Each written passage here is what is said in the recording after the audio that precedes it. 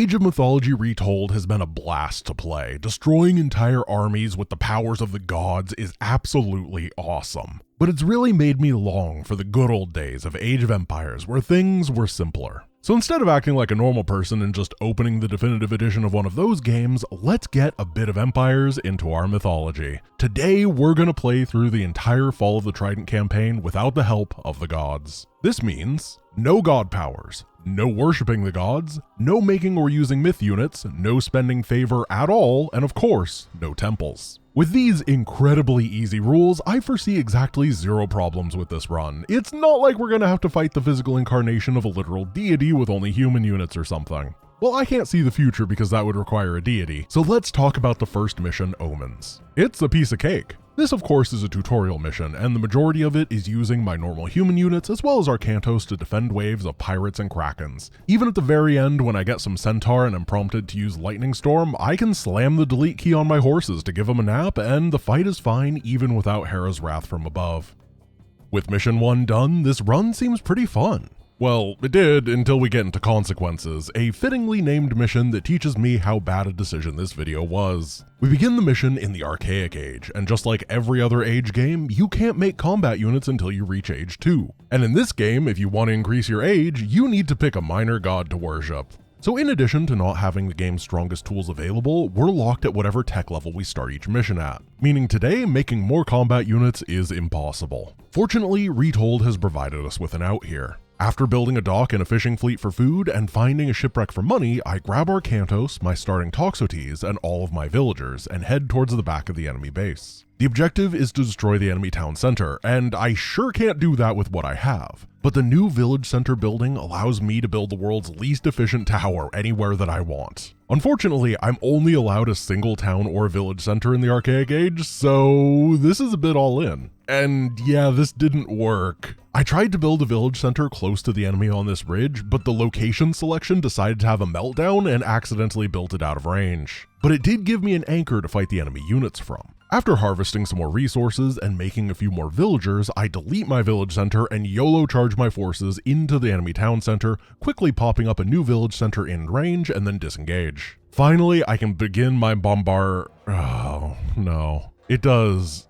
2 damage per volley when fully garrisoned, and the enemy villagers know how to repair. Unfortunately, the enemy has a big army sitting on the other side of their base, so if I get too aggressive against the town center, they will come and squash me. So I need another plan. I grab one of my remaining Toxotes archers and a few villagers, swing them to the other side of the enemy base and build a line of walls, and then use my archer and villagers as bait to pull the enemy army away as I YOLO Arcantos and my villagers onto the enemy town center. The bait doesn't work forever, but a bit of kiting and the multi-prong pulling of the enemy's attention away means I can barely finish the town center off. We don't start in the Archaic Age in any more missions, right?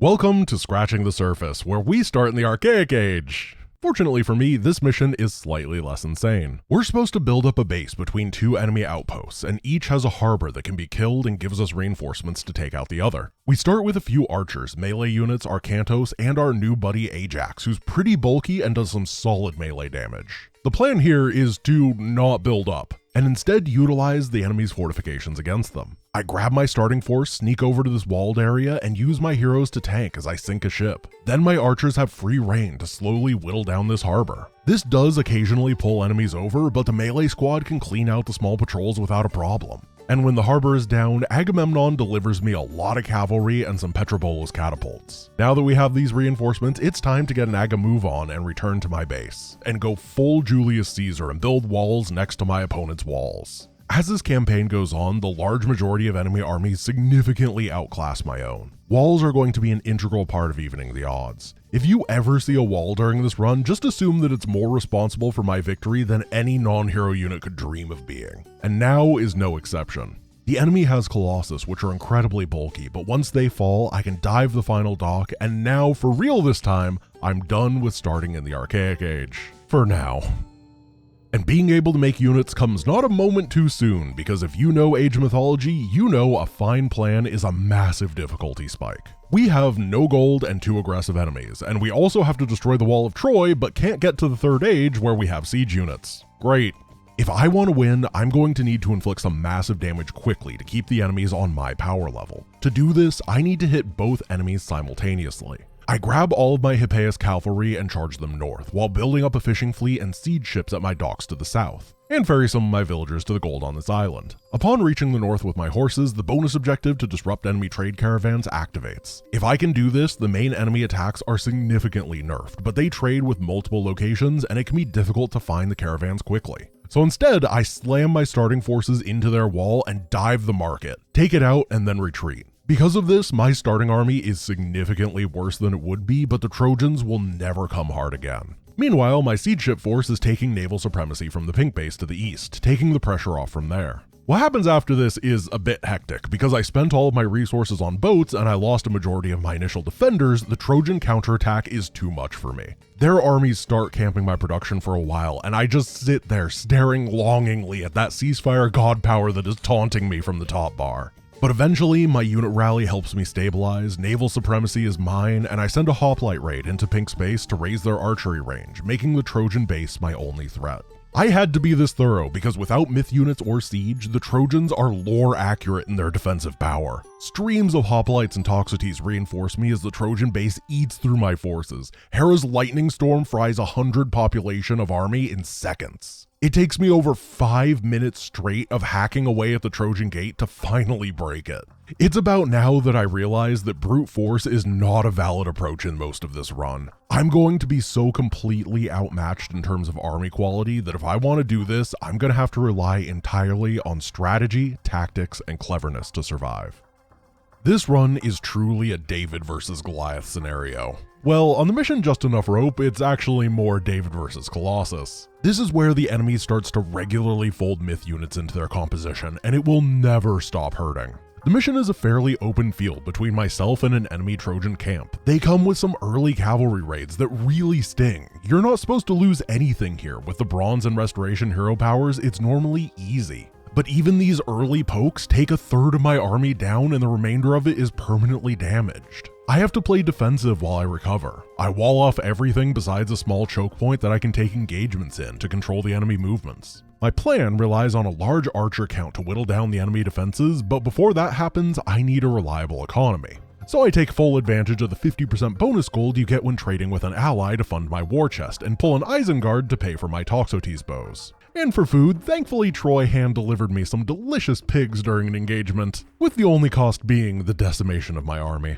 After holding off a few enemy waves, it's time to strike back. I move my archers toward this high ground next to the enemy base. My idea is to wall the area off and sit behind with archers. Troy has other ideas though. Their armies are just incredible here, and their infinite rallies whittle me down before I get a single wall built. I decided it was time to bulk up in the form of the fantastic Greek cavalry, but the enemy Colossus are bulk incarnate. Every one that I fight takes 20 or more population to down, and they build fast. I said it before, but I just cannot straight up fight these enemies. Instead, I split my army into two, cavalry in the south and archers in the north. The mission gives full vision of the objective, and I can take advantage of that. I slam my cavalry into the southern enemy defenses, and once Troy moves to intercept, the archers hit from the top and the cavalry retreat. When the enemy gets to the archers, they back off and the cavalry swings in again. I repeat this over and over. The bulky Colossus are very low on mobility and have a hard time keeping up with this. Instead, the smaller Trojan units the Colossus are supposed to be covering for get picked off left and right.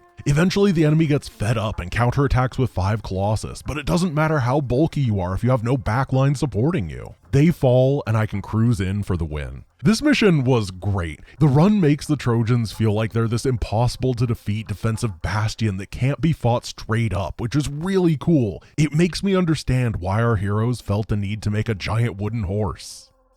I hope this works as the next mission, and building the Trojan horse is exactly as easy as always. Build some fishing boats for food, use the food to make villagers for wood, and then construct the horse. Once we're inside Troy, the remainder of the mission is normally a 2-minute long death march with Colossus, multiple casts of meteor, and a host of other insane abilities to rip through the Trojan forces. Because of this, I've never really recognized how freaking crazy Troy is and how bad your army is without the Colossi. There are 3 fortresses that need to be destroyed. The first, fortunately, can be taken down by my Petrobolos safely, but the remaining 2 have huge garrisons that I cannot compete with. I wanted to try being cute and blast through some of the Trojan walls and come from weird angles, but for some reason the walls are either untargetable or my allies. So I have no other option than slowly pulling groups of units and picking them off. It wasn't even interesting. I managed to turn a bombastic meteor mash of a Trojan invasion into a 20-minute long slog where barely anything happened. I really like this part of the mission normally, so it was kinda sad to see.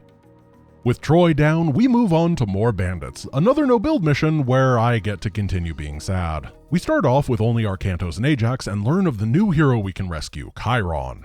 On the way, we find a group of Centaur in jail, and after we rescue them from their arrest, they upgrade to cardiac arrest. Unfortunately, these guys were supposed to be the majority of my firepower for the first half of this adventure, and after busting open another prison, instead of having 11 Centaur death dealers to help me out, I have like 8 militia, which are the Timu version of hoplites. The next 2 sections are filled with enemies, and we're supposed to clear them out and then use the money we have to make an army, crush through the next section, rinse and repeat until we have an army that can beat the final base. But instead of being able to blitz through the enemy squads, I can do like 2 enemies at a time. Yay, another grindy slow clear. At least they don't rebuild. After securing the first area and actually being able to produce things get a bit easier. I still can't fight straight up, but adding 20 archers into the mix lets me clear through enemies significantly faster. I then take a break and head over to the Plenty Vault and gaze longingly at it, the infinite bounty of every resource, a gift not meant for my mortal hands. On brighter news, I capture a fortress, which means I can actually make siege units, which is very exciting. An unexpected difficulty in this run is that the fortress, mid-goal, stronghold, and hill fort each train some of the most important human units, but cost 5 favor to build. So the only time that I have that tech are the rare situations like this when the game decides to give them to me. With our new catapults, all that remains is the final battle to rescue our horsey boy.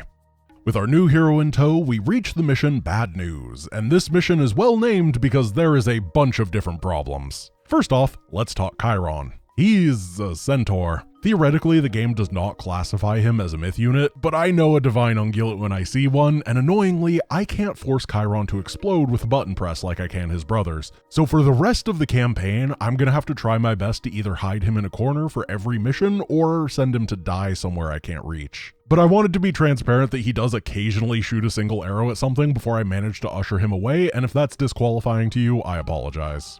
The next bit of bad news is this entire mission. This is the classic Age of Mythology split-up mission, where we have 2 segmented bases. This is also the biggest macro mission in the Greek campaign, and this is a devastating combination. Oh, and I'm back in the classical age! You start at such a low tech level because the devs wanted you to age up, and then realize you can use Apollo's underworld passage to connect your bases, and then feel all clever for doing so. Instead, for me, Gargarensis hits the Mythic Age before the 10-minute mark, and I can only make 3 unit types with bad upgrades. Well, if I can only make cavalry, hoplites, and archers, let's try cavalry first.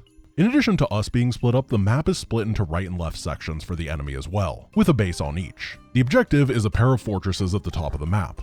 I don't have enough population available for one of the sides to attack and the other to defend with units. Eventually, one side that I'm not producing on is going to get overwhelmed, so I'm on a timer. I decide to be very aggressive on the right-hand side as it's moderately less annoyingly defended. This means that as soon as the death blow comes to my left base, I either need to be able to link up with it or win outright. I figured that the speed and durability of the Hippeus cavalry would allow me to rush down enemy production before the attack waves get too tough. But eventually, I find that spamming the most gold expensive unit I could is not really good for the finances, and I cannot keep the momentum up. After restarting, I decide to give the cheaper hoplite and Toxotes their chance. I managed to max out in under 8 minutes, which is really quick, and things start going great, until the myth units start to show up. The Nemean Lion has a roar that stuns everything in a big area, and the Cyclops clubs do big damage in an area as well. Normally I'd have Ajax and Chiron helping in the anti-myth unit department, but Ajax is defending the west and Chiron is busy looking at some trees. I start to stall out. These new waves require me to either split my forces, lowering my damage way too much, or be hit by the big area damage and lose my troops. And as things grind to a halt, I learn that the time limit for dying on the left is 18 minutes. Ajax cannot hold this wave on his own. I either need to be close to winning when that happens or be able to save him.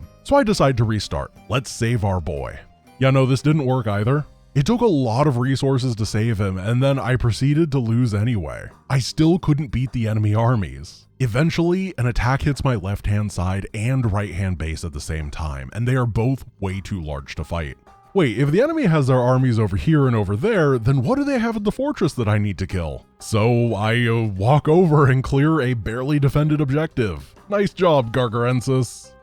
We're nearing the end of the Greek portion of the campaign, and only 2 no-build missions remain. The first is Revelation, where our heroes learn that Gargarensis is brutally attacking an innocent door and we have to save it.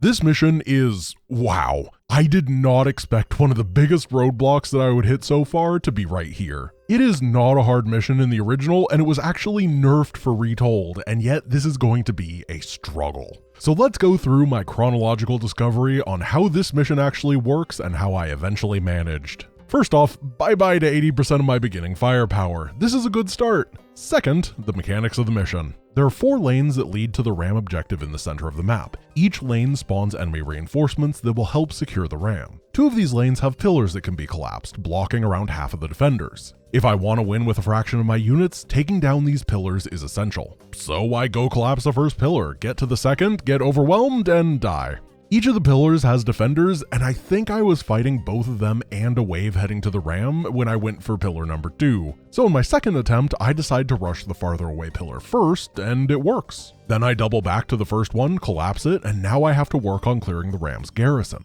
I slowly start pulling out the defenders, while at my spawn point, I'm getting human reinforcements. Each time the door takes 10% damage, I get a few more guys to work with. This goes great until a little bit past 30%, where they start sending phoenixes to spawn camp me. And I just legitimately cannot hit flying units, so I have to go. I grab all the boys and send them in to rescue the ram, who has been constantly being reinforced by the 2 remaining lanes, and Chimera absolutely annihilate me.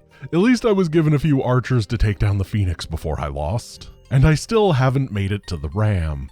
In attempt number 3, I clear the pillars and then try to use this choke point to the south of the ram to take good fights with my heroes, clearing the enemies more quickly. This goes much better, and I actually managed to start attacking the objective. Thankfully, it's a lot less durable than in the original game, but at 50% HP, a huge death army spawns, and I also death. Also, the Phoenix is camping me again. In attempt number 4, I wonder if the pillars actually do anything. Maybe the devs just assumed you would knock them down and didn't actually add any attack waves past the first few. Well, at least we know the Retold developers weren't lazy. By attempt number 5, I had figured a few things out. The lanes spawn defenders from the beginning of the mission and don't stop. If I'm too slow, the ram is going to have overwhelming numbers of defenses. The reinforcements I get at every 10% damage done to the door are good, but they're not nearly as good as what the enemy gets. The enemy spawn rotation is also not a simple pattern, and it's fairly erratic, so I cannot just blindly move from place to place intercepting them. But it did seem like a disproportionate number of enemies came from the north lane, so after knocking down the pillars, I try to intercept the top for a bit so the center doesn't get nearly as out of hand. And then when I have downtime, I can use my heroes to try to take down bits of the defenders, specifically trying to pull out the Chimera and eliminate them before they can barbecue my human units. After a while, I managed to slowly whittle down the center's defenders as the door has taken about 40% damage. From then on, it's time to fight the ram, pull everybody off to intercept every incoming attack wave so I take minimal losses, avoid the Chimera flames and Manticore spines with my non-heroes, try to get reinforcements past the Phoenix and relocate Chiron so he doesn't interfere, eventually send Chiron to an ironic doom near a pillar so he stops bothering me, defend the 50% death wave, and then YOLO everybody onto the ram while using a few cavalry to kite the incoming enemies long enough that I can barely finish the mission. Wow, I did not expect this to go on to Apocalypse difficulty, but it was the hardest mission so far. The no-build segments in this game have been really rough overall because the devs decided that your forces would be 40% Centaur by volume. Thankfully, mission number 10, Strangers, bucks the trend of difficult no-build missions, and I actually get a break. This mission is a series of hallways where I have to fight myth units with heroes, which is a free win. You get a bunch of ghosts that can 360 no-scope anything, but they're not required at all. Everything is super simple. Until I get to this boat crossing segment. In order to cross, I have to use these super spooky undead ghost fairies, which could pose an issue. But then I check the in-game information tab, and the upgrades for non-myth units apply to them, so I guess they're just old and rickety, not actually haunted. Nice. I said that the mission wasn't hard, but it is very boring. There's a lot of sitting around and waiting for my hit points to slowly regenerate after every fight. But eventually, I make it to the end where I have to deliver 3 relics to an allied temple, and seriously? I'm not allowed to turn in the relics one at a time until I pick up all 3 simultaneously, meaning I have to use Chiron. This kinda tilts me because I've been pretty good at not using him so far. We really need a new hero. This Chiron guy just isn't cutting it. Moving on from the Greek portion of the campaign, we now get to play as Egypt. Most people think the Egyptian missions are the hardest in the game. There is a series of massive, grindy macro fests and sieges of enormous fortresses that are punishing even when you have your entire arsenal available. But for now, we're in the clear. The Lost Relic is first, and normal play here is almost exactly the same as the challenge run. The only deity-related stuff that we get are the God Powers, Prosperity, and Shifting Sands, so I just don't use them while defending the attack waves. We quickly uncover the relic, and we're done. While the mission itself was nothing special, we did recruit a new hero in Amonra. She adds some much needed area damage to our heroic toolkit at the cost of being low durability. But more importantly, when I said earlier that most people think the Egyptian missions are the hardest, Amonra is here to show that I am not most people. Well, she'll prove that in a little bit. Light Sleeper is next, and this mission is absolutely miserable. We have a short no build section where we escort some workers to an Egyptian base, get control of the base, and then we get the objective to bring the sword relic we dug up in the last mission to the Guardian. And then we use the Guardian to defeat the single strongest enemy army in this campaign. And we have a time limit. We have to do it before Kemset's giant doomed death army beats 3 allied villages that are in the corner of the map. So what could possibly go wrong here? First off, giving a divine sword to a giant guardian monster seems pretty illegal under these rules, so I'm gonna have to make my own army. And that army has to be strong enough to defeat the force that I once again exclaim is the single strongest enemy army in any mission. So what units will I make to fight this incoming apocalypse? No units. I'm in the Archaic Age, and I'm not allowed to make anything. I do have access to towers and priests, but they're both baby units in the Archaic Age who can barely scratch paint. On top of that, there's a very large force that's normally standing between myself and the Guardian that I have to simultaneously defend against and attack so I can secure a position to get to the actual army I need to beat. I really tried to get literally anything done here, but it was absolutely overwhelming. It wasn't close. So ladies and gentlemen, it looks like this will be starting a little bit earlier than I expected, but welcome to the Great Egyptian Cheese Festival. In the no build segment in the beginning of this mission, we don't get our base until 5 villagers are successfully brought home. And I was fairly confident that any half-competent game developer wouldn't activate the enemy AI until we got that base. So I take my army, minus Chiron, straight past the village and take on the enemy defenders. This player has pre-placed units and structures, but as long as I don't complete the escort quest, they won't make or do anything. Additionally, Kemset's death army won't spawn. So I kill everything on the map. The enemy still fires back, so it was an agonizingly slow process of pulling small groups of enemies, beating them up, and then going AFK to wait for my hit points to regenerate. Against buildings like citadels, it took many cycles of fighting, retreating, and regenerating to take them down. It was so agonizingly boring that I literally started writing the script for this video while I was waiting around. But after an hour of snail quality clearing, the entire defender base was gone. And the way to Kemset's Gigaforce is open. Meaning that instead of a race against the clock, I now have 20 minutes to pick apart this army. Which, when you're not doing anything else, is incredibly simple. The chariot archers I started the mission with are perfect for pulling individual enemies out of the blob. We take them down, rinse, and repeat. And about 10 minutes later, an Archaic Age player has defeated a full population, Mythic Age, fully upgraded enemy force. And then I didn't win the mission because it turns out that it's not done until you actually hand the Guardian the sword, which feels a bit bad. So mission 12 was an absolutely drainingly long cheese. So for Tug of War, let's speed things up a bit. Kemset has captured an Osiris peace cart, and we need to get it back. To do so, we have 2 citadels, the Egyptian version of the fortress. While the Greeks train siege units here, Egypt uses it to make their strongest cavalry and archers. And yes, for the keen-eared among you, this means that because the structure costs favor, I can only make Egypt's good units if I start with it, and yes, this is the only mission that I start with them. But for now, that isn't an issue. Taking full advantage of this being the only time I get to use good Egyptian units, I slam the chariot archer key, run the enemy down, and reinforce with a bajillion elephants that are so strong they might as well be myth units. This mission is normally easy and not much has changed here. Here my plea is next, and it is one of the coolest base game missions. You get 1 billion monuments to get 1 trillion favor to make 1 quadrillion pet sobex to shoot 1 quintillion photons into your opponent's face. So on the myth unit spam mission, it should be pretty hard without any god stuff, right? Nope. In Age of Mythology, every unit that has an ability will activate it automatically. However, in Retold, we were given the ability to remove that autocast and use skills manually. This is the key as to why the Egyptian campaign is now so easy. Instead of being stuck behind enemy lines and dying, Amonra now has the most mobile, nimble ability in the game with her jump. So instead of doing the mission, I just jump the gate, hop into the transport, rescue the allied harbor, teach Big Turt how to scuba dive, build a little fleet, and screen for the transport as we rush to the jail and end the mission within 5 minutes.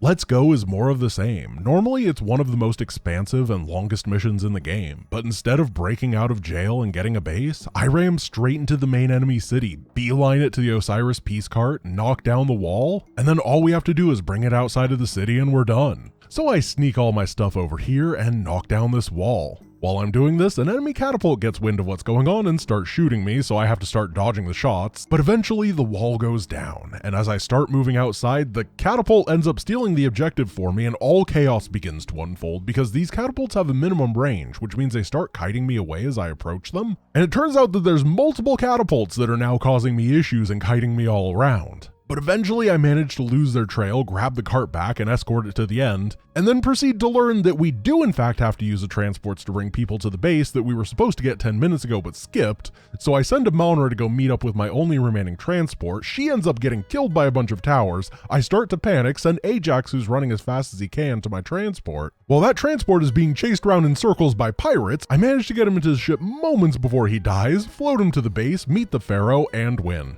Easy. Okay, this one could have gone a bit smoother. It was my first attempt at it and I was learning as I went, but what matters is that we did it.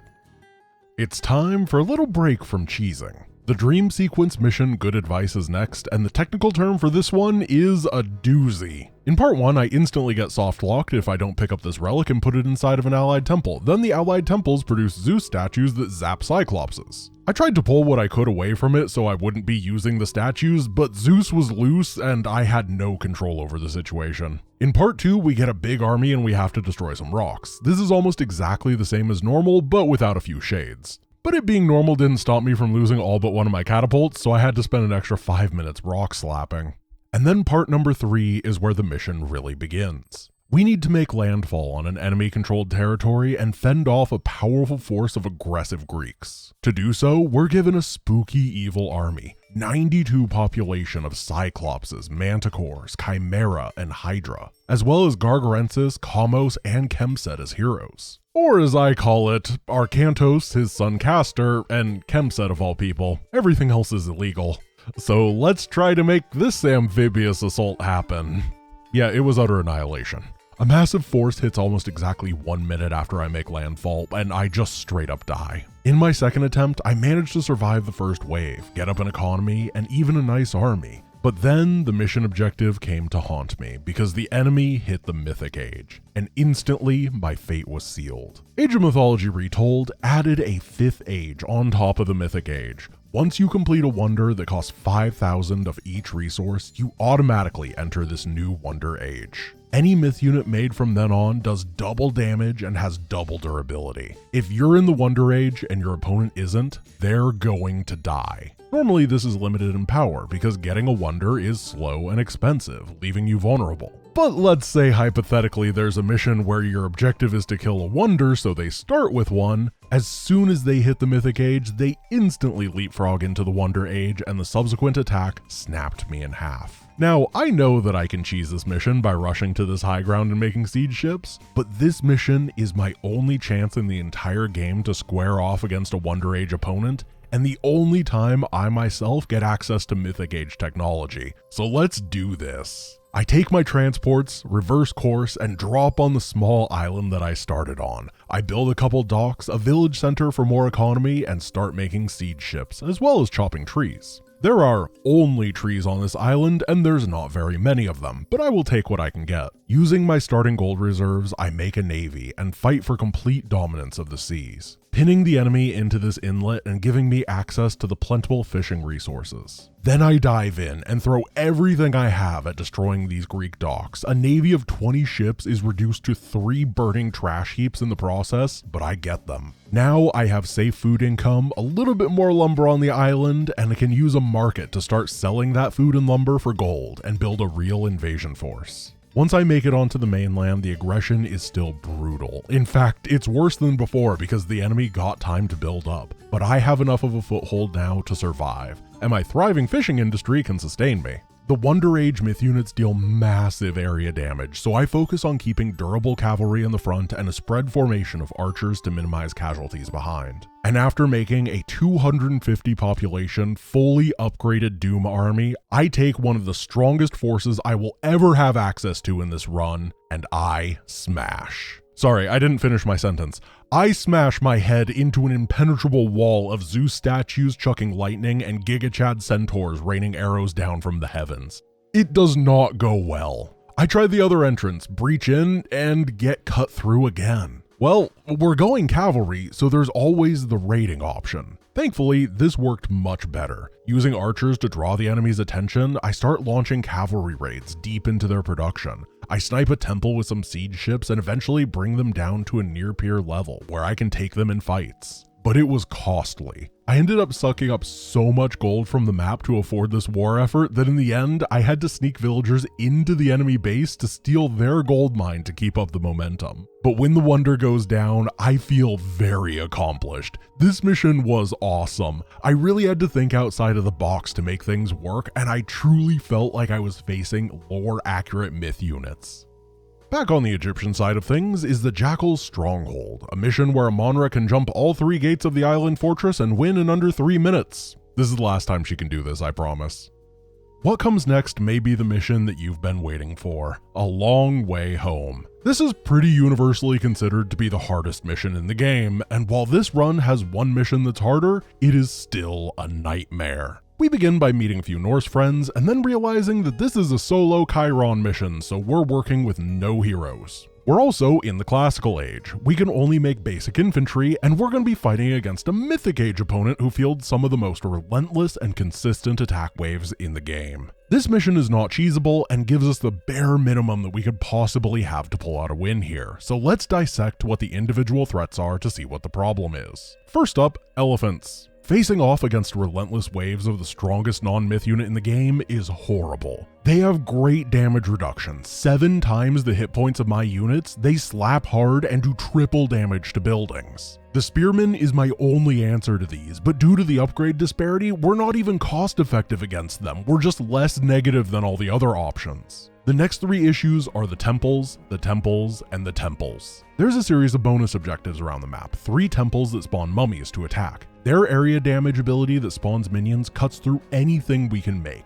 and they hit from a bunch of different angles and get into your worker line very easily. But the biggest issue is that without siege, the process of defeating an enemy attack and then going to one of these temples and trying to kill it takes so long that we get hit by another elephant attack and die. To make things even more annoying, the temples cast the Ancestors' power at 50% HP to stall things out. And after these 3 temple issues, the next issue is the temples. The elephant attacks come with scarabs, who are tough, explode in a big area when killed, and crush buildings. Normally you can soak the damage or split your forces, but if I do either, the elephants eat me for lunch. Every fight I would trade out my entire army, and by the time I was rebuilt, another attack would come. This mission took me over an hour and a half of attempts, but eventually this is what I figured out. When I spawn in, I get a small contingent of Norse raiding cavalry. Living up to their name, I charge them straight over to this area containing one of the scarab spawning temples and take it down from behind. This halves the enemy scarab production and makes the elephant fight significantly easier. Then I start to build defenses, expand to a new base, and grab all the gold that I possibly can. I make mostly spearmen with priests and a few axemen. There just aren't enough trees around to justify making slingers. For the temples, I need to stop them before the mummies can start raiding my laborers. And I don't have any spare army for this, so I decided to go with towers. 2 towers at each temple has the ability to kill spawning mummies pretty easily, and then they can spend the remainder of their time dealing a fantastic 1 damage per shot to the structure. Eventually, each temple will be reduced to 50%. Use that ancestor's power, and the towers will soak the ability until it times out. Then I could just barely manage to defend an elephant attack, jump over to one of the temples and finish it off, and then sprint back home to defend. After repeating this 3 times, the mom threat was gone, and I could set my sights on the final scarab spawning temple, removing all area damage from the equation.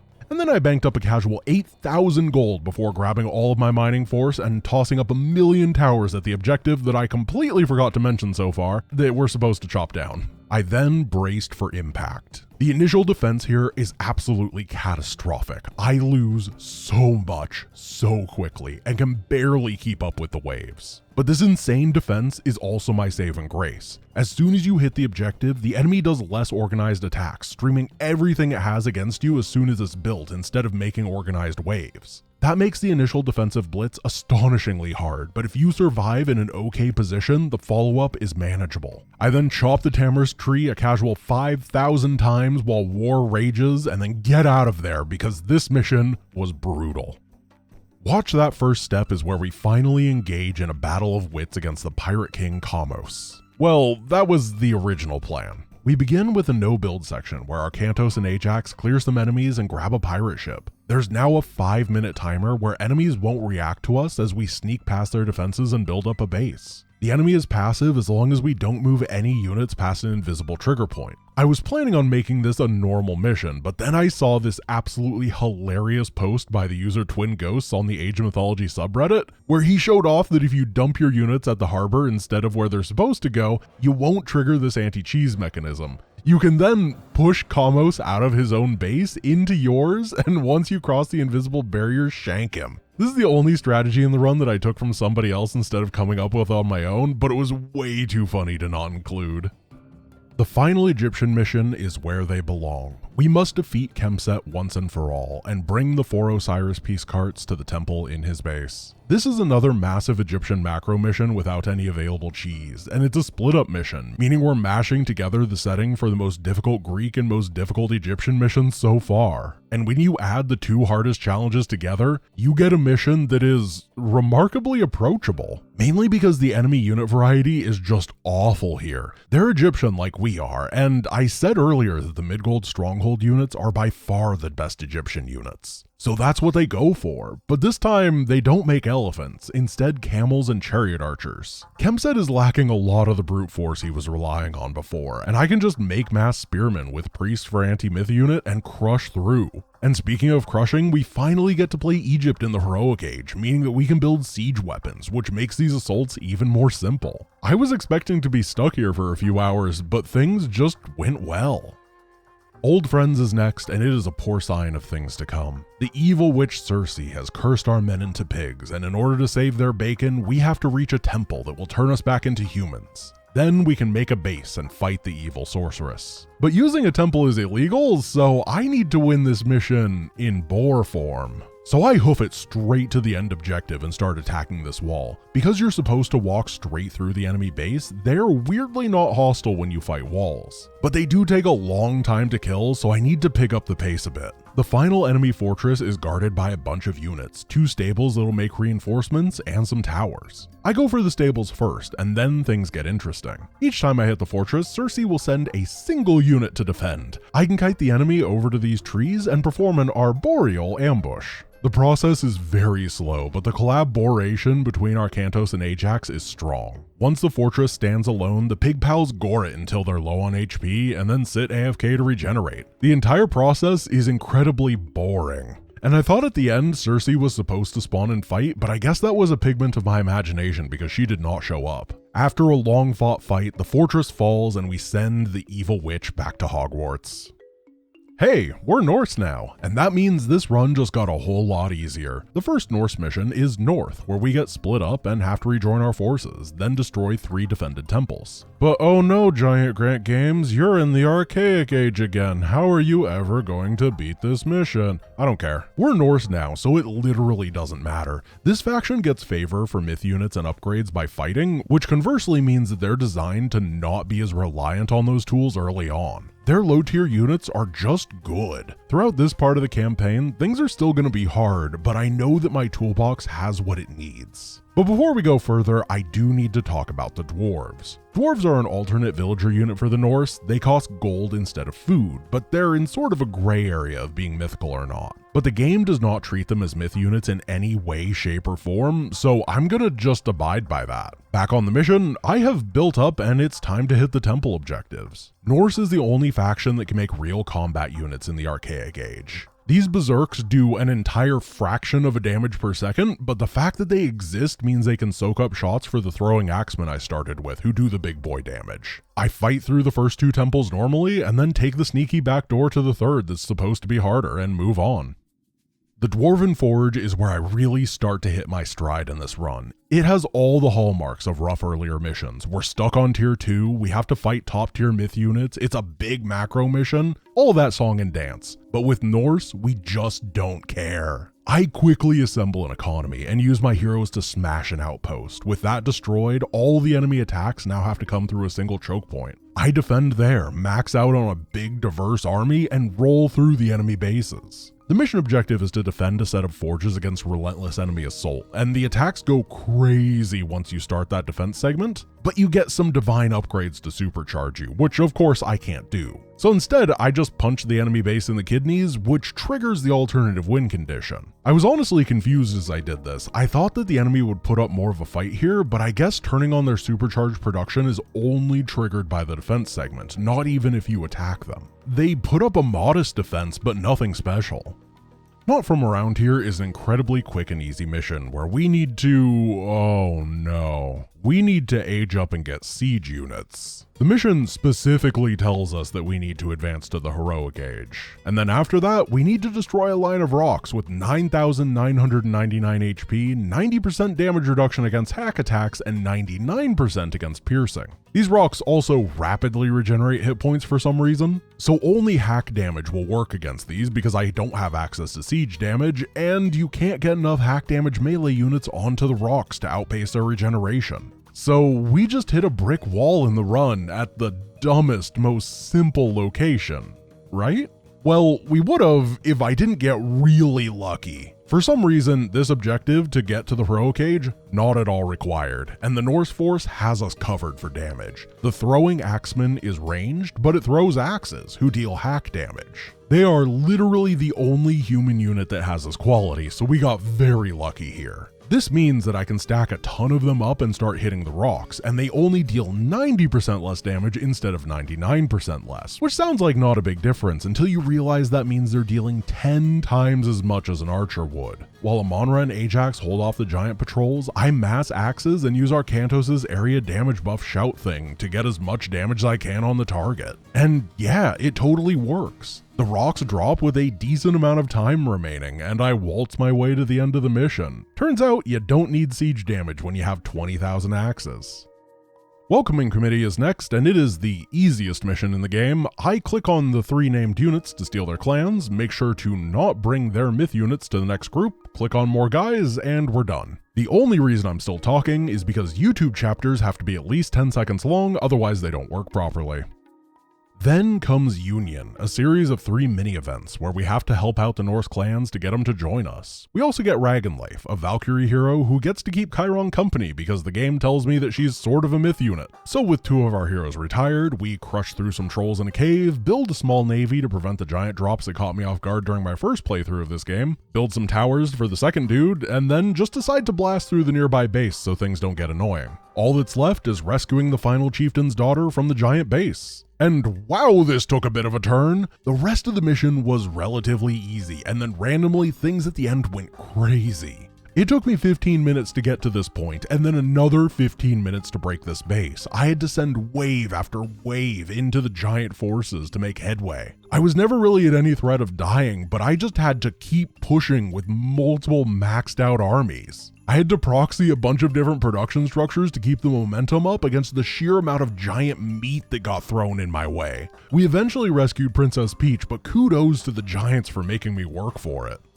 The Well of Urd is a mission that in the original Age of Mythology can get pretty rough because the enemy attacks ramp up hard. But the ability to make village centers and double worker production meant that my economy snowballed, and I ended up hitting Gargarensis before he could get much stuff out. This was another one of those missions that I was honestly expecting pain in, and then I just smashed.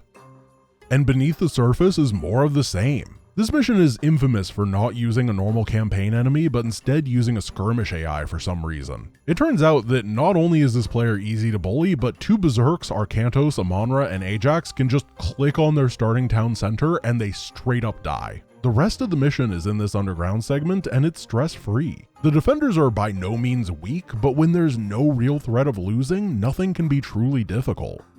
Unlikely Heroes is one of the easiest missions in the base game, generally taking under 10 minutes to beat and not posing much of a challenge. You mine gold with dwarves to get reinforcements, once the gold mine is gone, mine the taproot to get the shaft of Thor's hammer, and at 50% the Needhog attacks and dies. You bring the pieces together and you're done. The only threat in the mission is this Needhog, but the game specifically tells you that Ragnleif can solo it. So what if I got attacked by a dragon and couldn't hit air units? The game is incredibly stingy about giving anti-air from the reinforcements, and instead of stomping through, I ended up having to scour every gold mine I could find until the game literally told me there were no more reinforcements. With this, I scrounged up an entire 11 throwing axemen, which means that's what I have to use to take the fight. The Needhog loves targeting my gatherers, so I had to keep the dwarves in the back while Brock and Eitri were on the taproot. Most of the time, Arcantos could face tank him, but occasionally he'd just swing around and roast somebody. It was rough.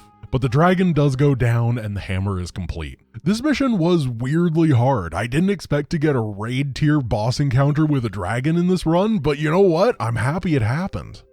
All is Not Lost is the final Norse mission, the campaign's big defensive holdout. We get 10 minutes to build up and then 20 minutes of chaos, pushing back aggression from all three sides of our base. But the 10 minutes to build up is actually a lie. 10 minutes is what you get after you build a town center or after 6 minutes have elapsed. With the new village centers, we can avoid this trigger entirely, giving 16 minutes to prepare with minimal downside. There are 3 enemies that attack during phase 2. 1 is at a base on the map and 2 are in an inaccessible fortress. And I figure that with 16 minutes, I have enough time to kill the on-map player, so I do. Then it's defense time. Frustratingly, we're stuck in the Second Age again. I was originally excited to play this mission because it'd be a good showcase of the new Norse unit, the Goati, a ranged anti-myth unit that would be perfect to defend with. But instead, the only unit that I can sit behind walls is throwing axemen. So I make a lot of production, towers, walls, and bank a big chunk of cash. With everything prepared, the fight begins, and wow, this is impossible. It's not even close. I give it a couple of tries, defending in different locations, but without the Goati, I can't deal with the first wave, let alone 20 minutes of defending. If I'm gonna win this, I need to pull out the strongest, most manly strategy in the history of Age of Mythology. I hide in this corner for 20 minutes and the enemies never find me because I never took my starting base. Easy mission, no problemo.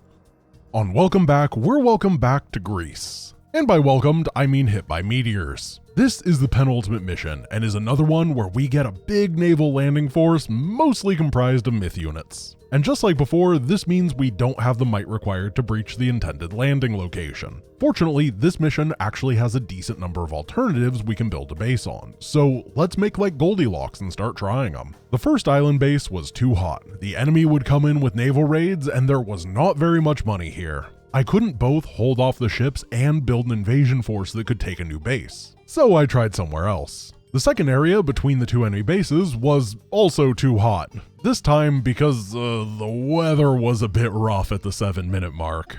So I'm off to the base to the north, and it was, honestly, this one was very hot as well. Meteors instantly fall from the sky. It's a terrible day. All of these bases completely suck, but this one sucks the least. So I take what I can get. The objective of the mission is to rescue 15 Atlantean prisoners, and while most are pretty easy, I will need to breach one of the main bases to hit my quota. To break them, I start with 2 catapults, which makes me unreasonably happy. It might sound stupid, but I've literally spent this run bashing supernatural regenerating rocks with tens of thousands of axes to progress. Little things like having siege weapons completely makes my day. Of the 2 hard enemy bases, I decide to go for the center, and if you've played this mission before, you probably remember that this base just never stops making stuff once you start attacking. It goes absolutely bananas. But I have a small advantage, approaching from behind. Using walls and archers, I can clear out the defenders, and then my plan is to be in the enemy's face consistently so they can never regroup, buying time for the catapults to crush the fortress, jailbreak my friends, and get out. Once they're free, only a single group remains. But this took significantly longer than I wanted, and the enemy has gotten to the point of making death waves, big attacks with either multiple Colossus or a ton of fire-breathing Chimera. I had to retry a few times, but eventually I realized I just can't take the pressure at this point. So instead, I dived the final prison and then used my army as bait to distract the overwhelming enemy as I get the prisoners onto the ship and sail them towards victory. Was it worth losing hundreds of archers in order to rescue 15 prisoners? Absolutely. We've finally hit the end. A place to my dreams is all that is left. We're supposed to tech into the Mythic Age and make a wonder to bless Arkantos, giving him the power of Zeus to defeat the animated Poseidon statue. The statue's stats are obscene.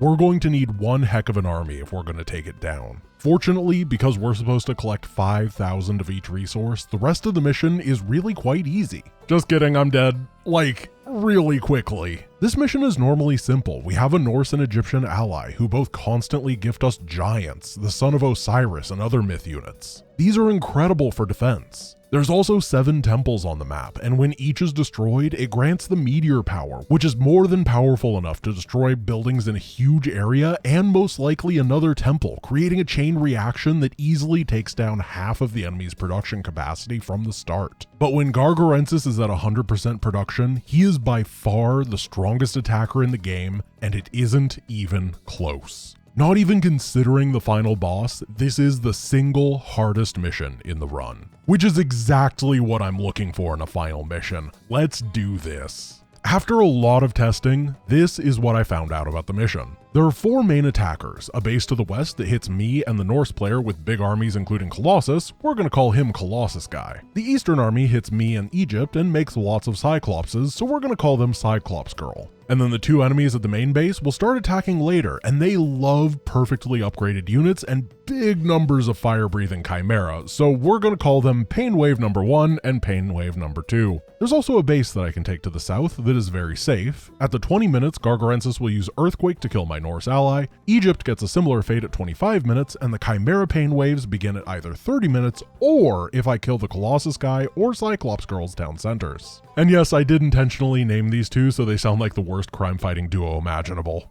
I start off with a moderate bank of resources, but quickly realized that going economical here was not the play. Cyclops Girl's area damage was too much for me to deal with, and Colossus Guy's attacks take a long time to deal with and are brutal against my Norse ally. So instead, I go on the offensive. After some optimizations, I figured out that you can pump out enough hoplites to swing into Colossus Guy's production instantly. I went for him first because Cyclops Girl is the first to attack, so I figured maybe it'd be a little bit before Colossus Guy starts building stuff, and it turns out I'm right. As long as I baited Cyclops Girl's attacks towards the Egyptian base early on, I was able to stop all of the Colossus production and get an economy up at the same time. But I made sure not to touch the player's town centers. As soon as one of them dies, the pain waves will start, and I can barely deal with them at the 30-minute mark with a maxed out army, so the 5-minute mark that it is right now might be a bit much. Now that my Norse ally is safe, I'm able to make approximately a bajillion donkey caravans and trade with them for that juicy 50% extra gold. I then start moving around the map. It's covered in small groups of enemy structures and units, and they do contribute to attack waves, so taking them down reduces the pressure. But one thing that was really annoying throughout the mission were these plenty vaults. It would be a high crime to control them, so I had to constantly keep an enemy nearby so that they wouldn't be captured. Most of them aren't an issue, but there's this one right in the middle of the most major road, and it was a complete hassle. Once the streets have been cleared of barracks and temples, Cyclops Girl remained.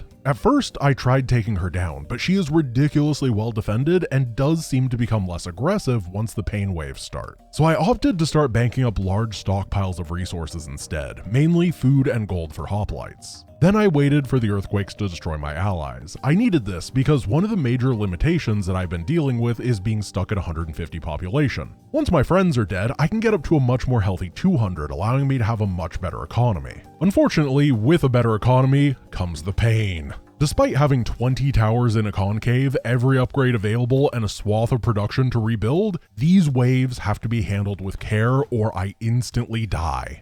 First, I have to bait out the Chimera fire, and then draw them in, get a solid surround, and make sure that the Chimeras die before they can get a second flame breath off, and I will only have to rebuild 80 to 100 population of soldiers. Yeah, that's right, the good fights take 80 to 100 population of my units down. These waves are oppressive and constant. The only way I can contest them is with my full army and tower support, meaning that I am pinned down. I had to fiddle around for quite a while figuring out how to approach this part of the game. I knew counterattacks were the answer, but my cavalry raids were having no effect. They were immensely expensive, and once they got past the enemy defenses, they would raise maybe a single building, then they'd get eliminated and the crackback would send me straight to the Archaic Age. Eventually I decided that splitting off my population into a raid and keeping part at home may have been the problem. So I get a casual 13 barracks and a massive bank, and then right after holding a wave well, I grab my entire maxed out army, charge them straight through the enemy, dodge the next attack wave, and go after the production. At this point, I have nothing back at home besides the towers, but I can dive the enemy infrastructure with impunity. And as my attackers get cleaned up, the 13 barracks kick into production, constantly streaming units towards this attack wave that's coming to me.